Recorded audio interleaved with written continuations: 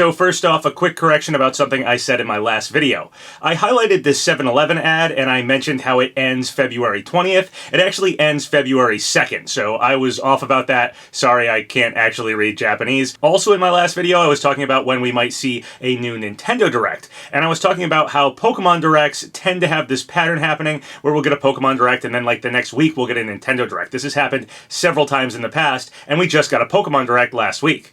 In that Pokemon Direct, we got Pokemon Mystery Dungeon Rescue Team DX announced, and there was actually a leaker who kind of called this one. Over on Twitter, @Markomaro wrote this: all of them coming to Nintendo Switch instead during 2020/2021.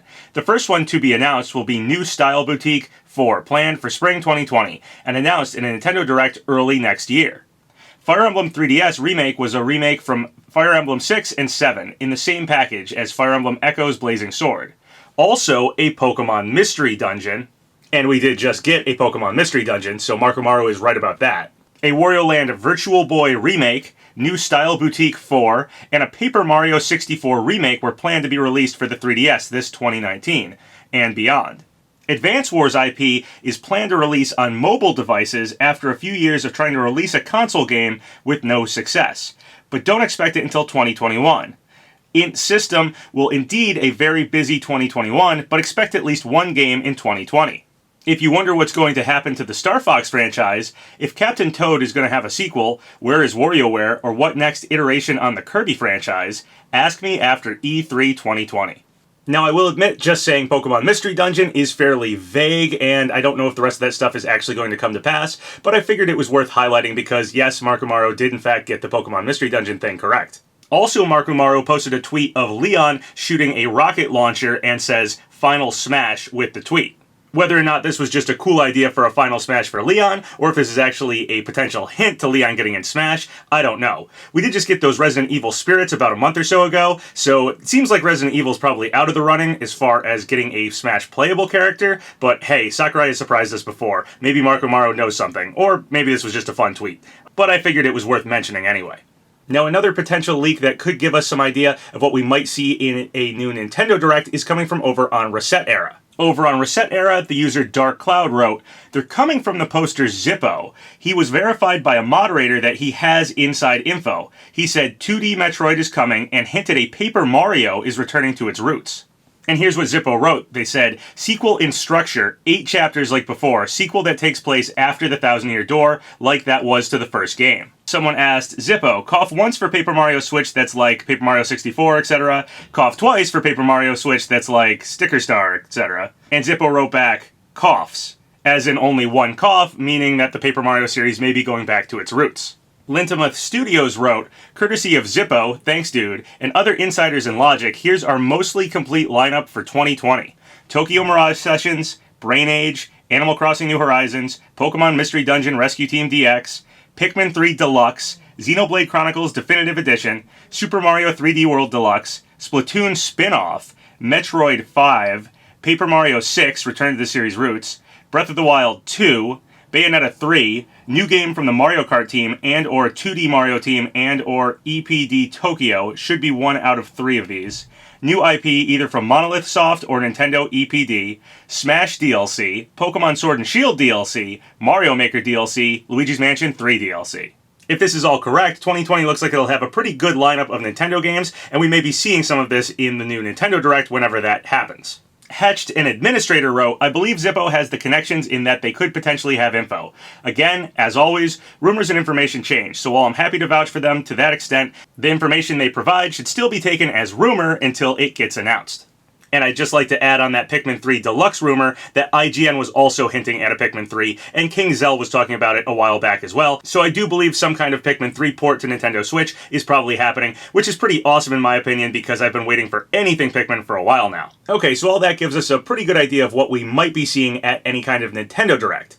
Now the question is, when will we get a Nintendo Direct? Hopefully it could happen this week, and there's quite a few pieces of evidence pointing to that possibly being what happens here. Last time I mentioned how Matt Walker did an interview where he mentioned January 16th as a date to watch out for some new Devil May Cry 3 for Switch information.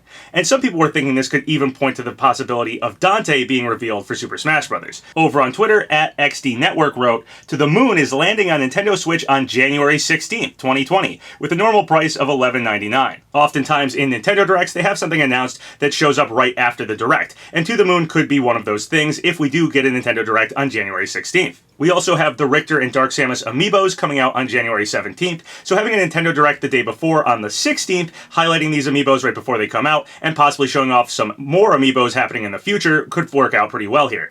People are also starting to find these amiibos in the wild already, so yeah, that happens sometimes. Okay, so nothing certain about getting a Nintendo Direct, but we could get one this week, and it does seem like January 16th is the most likely date, so we'll have to wait and see if that happens. If we do get a Nintendo Direct, almost certainly we will have our next Smash character revealed. We're supposed to have all of this Fighters Pass done by February 2020, so the character would have to be released in February, and we don't even have them announced yet, so it really feels like if we get a Nintendo Direct, they will reveal the next character. Now, lately, I've really been pushing one character in particular as my most likely candidate for who I think our next fighter will be.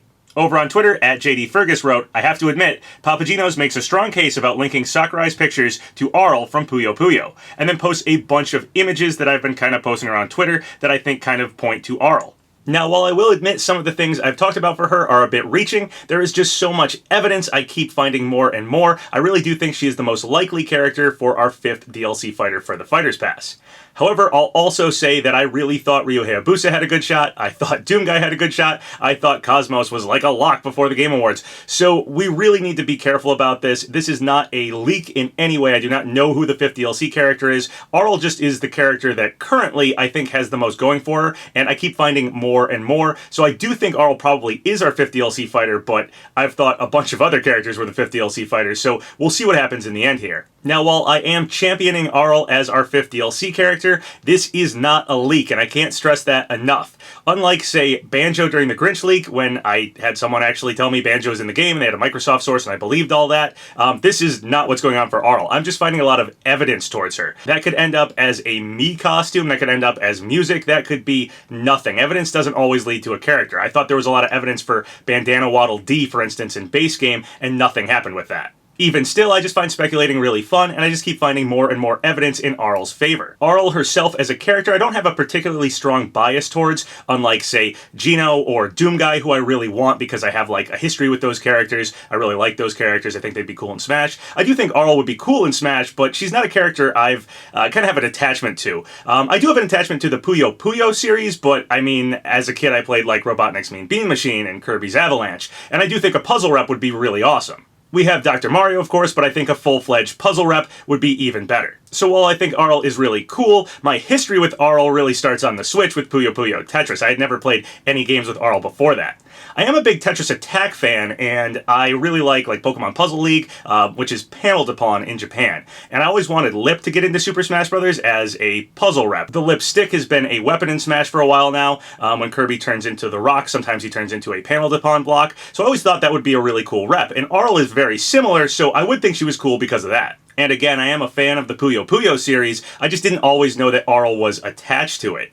Sonic Mania having that Dr. Robotnik boss in the Chemical Plant Zone, where you basically play Puyo Puyo against him, like as a throwback to Robotnik's Mean Bean Machine, I thought was really awesome. So I do have an attachment to the Puyos themselves, I guess. Personally, the really cool thing about getting Arle in Smash for me would actually be just building this case of evidence up for her and then having it come to fruition. That would be really awesome. So she's the type of character that I have an attachment to through this speculation cycle. So I would be really excited to get Arle, but if she doesn't happen, I wouldn't be that disappointed either. If it's somebody else, cool. And I may even like the character better if it's someone else, such as if it was Doomguy and Gino, if it was Kako Mello, if that leak was real. But I still think Arle has the most evidence, so I want to talk about that, and I'm kind of championing her because I still think she's the most likely character to be DLC 5. So let's talk about Arle's evidence. The most recent strange thing to happen for the Puyo Puyo series was this. Over on Twitter, @tracker_TD wrote, "Surprise, the Nintendo Switch news app suggests Sega Ages Puyo Puyo releases today in Japan. ...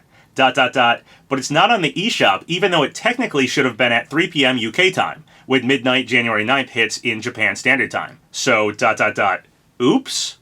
Essentially what happened is a Puyo Puyo game was supposed to be coming to the eShop in Japan, according to a Nintendo News app, but it hasn't shown up yet. Meaning it's either held back for some reason, or the app picked up something that it wasn't supposed to see. The implication here could be that it's being saved to show up somewhat soonish, or the further implication would be it's being saved to coincide with Arle for Smash. Again, I'm aware some of these theories are a bit reaching, but it's more about compiling all of them together. So we did just have some strange thing happen where this Nintendo News app showed that a Puyo Puyo game was supposed to come out, and then it never did, making it seem like that was an accident, and that game will probably still come out just a little while later. But why is it being held off? One of the biggest pieces of evidence for Arle is that she fits Daisy Theory extremely well. Daisy Theory basically is about how Nintendo posted a couple of images on the 1-year anniversary of Smash, and one of the images has all the DLC fighters, with Mario in the middle, and then also Daisy for some reason. The idea of Daisy Theory is that Daisy is a stand-in for whoever our 5th DLC fighter is. And Arle fits that spot very, very well. We actually have even more evidence that supports this. Over on Twitter, @Carby64 wrote, also, her most iconic spell, Bayoan, is associated with flowers, just like Daisy. Arle's time to shine. And if you look at that attack, it does have a bunch of flowers in it, and of course Daisy is associated with flowers. Daisy is of course a female character, so the idea is that she might be a stand-in for a female DLC character. We don't have one yet unless you count Kazooie. Also, another new piece of evidence that could support Arle fitting for Daisy Theory is coming from Wilson as Mara over on Smashboards. They essentially pointed out how several of the Puyo Puyo characters could make a good Echo Fighter for Arle, and Daisy is an Echo Fighter. So it's possible the last DLC character could have an Echo Fighter attached to them, and Arle would be a good candidate for that. Considering we're getting even further DLC after the Fighters Pass, and we don't yet know what that might look like, and that could involve getting Echo Fighters with characters, it would be pretty cool to end the Fighters Pass with a character that has an Echo, and Arle has plenty of candidates, such as Amity.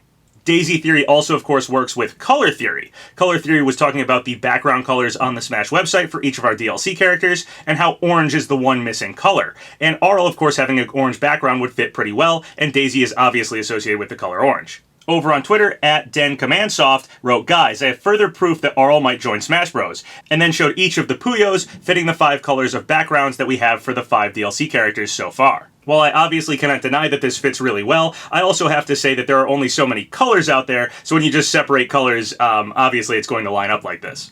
For the past few weeks, Sakurai has been posting a pic of the day, one of which was this picture of Marth and Isabelle that kind of looks like Isabelle is on Marth's shoulder. If you look at these pictures of Arle, it looks a lot like it's Arle and Carbuncle. Even Arle's shoulder armor looks similar to Marth's. More recently, one of Sakurai's other pics of the day was this one featuring Kirby, and it kind of looks like Puyo, to be perfectly honest. Even the stage that's chosen sort of looks like Tetris blocks as well, and we do have, of course, Puyo Puyo Tetris. A lot of people were saying this is just a reference to the Japanese food dango, and that's totally possible, though I think Sakurai would have maybe tried to put some sort of stick through that to make it look more like dango. I don't know for sure, but it could be a reference to Puyo Puyo, so I'm throwing it on there. Speaking of Kirby and Puyo Puyo, Kirby's Avalanche was actually a reskinned Puyo Puyo game sent over to the West. The other one being Robotnik's Mean Bean Machine on the Sega Genesis. For whatever reason, they didn't think the Puyo Puyo series with its anime style would fit very well over in the West at the time, so they went with these and reskinned the game. Over on my Discord, Storm Owl wrote, by the way, Kirby's Avalanche is Puyo Puyo modified for an American audience on Super Nintendo. Guess who worked at HAL during the time and was the creator of Kirby? Of course, they're talking about Sakurai, also the creator of Smash. So Sakurai actually does have some direct connection to the Puyo Puyo series. Even more interesting with Kirby's Avalanche recently is on the Nintendo Switch Online Super NES lineup, we actually did not get Kirby's Avalanche in the West. Instead, we got the Japanese Puyo Puyo, and the Japanese and North American lineups for the Switch Online are not the same, yet they still decided to omit Kirby's Avalanche and give us Puyo Puyo for some reason. It seems to me they want audiences familiar with the Puyo Puyo series and Arle herself, potentially because she might be coming to Smash. We just got Terry Bogard added to Smash, and there was actually quite a bit of support for the Switch early on by SNK.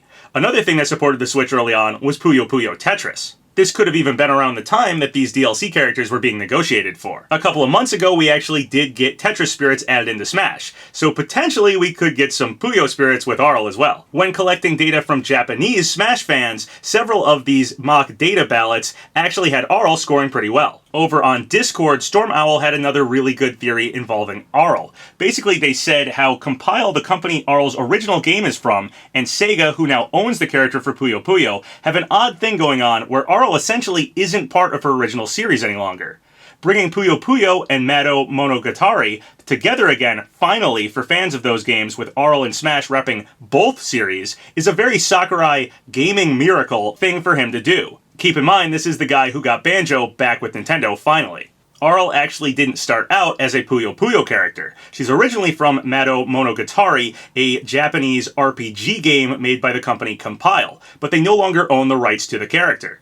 Sakurai is obviously a big fan of gaming history, and I could totally see him wanting to add Arle into Smash to rep both games and bring Arle full circle back to her original RPG roots and rep her for Puyo Puyo. It just feels like something Sakurai might try to do. Okay, so that's a lot of evidence in favor of Arle, but let's talk about a few things that might be going against her. A while back, Push Dustin over on Twitter wrote, "I got a translation request by a user in PapaGenos Discord server. The interview is from an article discussing Puyo Puyo Quest, a mobile game. In the article, they discuss collaborations with Puyo Puyo Quest, and the translation says, Puyo Puyo is a relatively anything-goes kind of world, but expressing violent acts, like punching, are no good.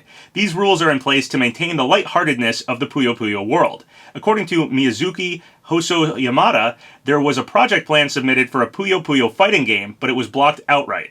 Push Dustin went on to write, "Personally, I think this doesn't make Arle 100% impossible. They could still design a moveset that isn't super violent. See Wii Fit or Isabelle. But it's something to consider moving forward." And I completely agree with that sentiment. I don't think Smash is violent in nature. It's sort of a party game, to be perfectly honest. It's about knocking people off of platforms, not so much actually hurting the other characters. There's not like a life bar or anything like that. And like Push pointed out, certain characters like Wii Fit Trainer or Isabelle don't really have any actual attacks in their attacks. It's more like just stuff they do. And you could totally do something like that with Arle with just the Puyo Puyo. Also, Arle isn't just from Puyo Puyo, like I pointed out. She actually has all sorts of spells and stuff if you go back through her whole character's history. She's even decapitated someone in her previous game series, so yeah, she can be a violent character if you just look at Arle alone and not the Puyo Puyo series. Another point against Arle is that she is a Sega character, and we already have a Sega character in the DLC, and it seems a little strange to double dip. Joker is technically a Sega character, even though the game has marked him as an Atlas character.